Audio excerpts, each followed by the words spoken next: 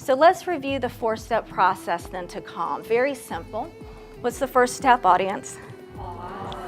Oh, we've got an A team here today. Second step then is to breathe. Third step? Relax the body. Wow, y'all are good.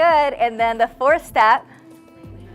Lean back. Yes, that is a direct path to calm. So I hope that you'll employ this 4 steps so that you can enjoy more calm in your life.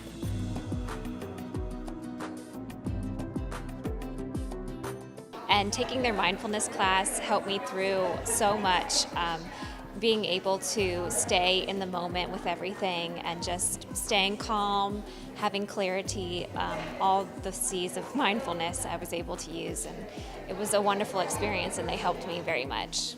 So why is compassion important on the mindfulness journey?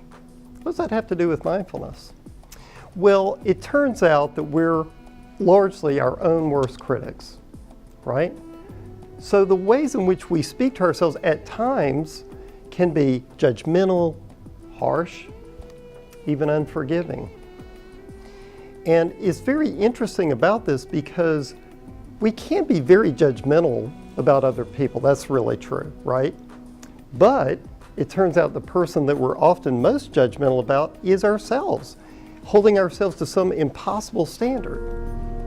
So a softening is called for, and that softening is compassion. Their expertise on mindfulness and all the aspects and concepts of it is genuine, authentic, and always in depth. And their presence is always so warm and engaging, and they're a delight to learn from. This first farmer was really proud of this dog that he had.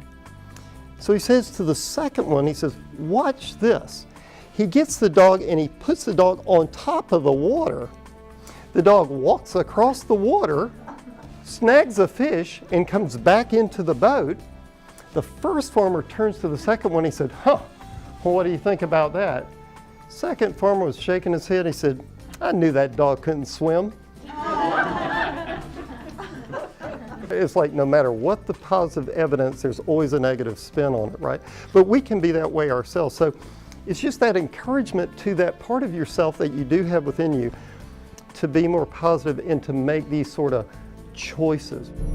And Angela and Dennis are so dynamic in explaining them and delivering them and help you apply them to your life. Joe is hanging on with one hand. Have you ever felt like that? Like you're just barely hanging on? We've all had that experience. And so Joe calls out, help, help, is there anyone out there? And he hears a voice, and the voice says, yes. He's like, oh, Spirit, is that you? And the voice says, yes. And Joe says, well, can you help me? And Spirit says, yes, I can. Just let go. And Joe considers that for a moment. And then he says, is there anyone else I can speak to? Right? I love Joe's story because it really captures our collective resistance to letting go, doesn't it? And yet, even when we get this information, reliable intel, good sources, solid sources, that it is in our best interest to let it go, sometimes we still resist. But that is my hope for all of us today. We have to ask ourselves, what do I want to do with my life? What do I want in my life? Do I want more peace? Do I want more calm? Do I want more clarity? And what am I willing to let go of today in order to have that?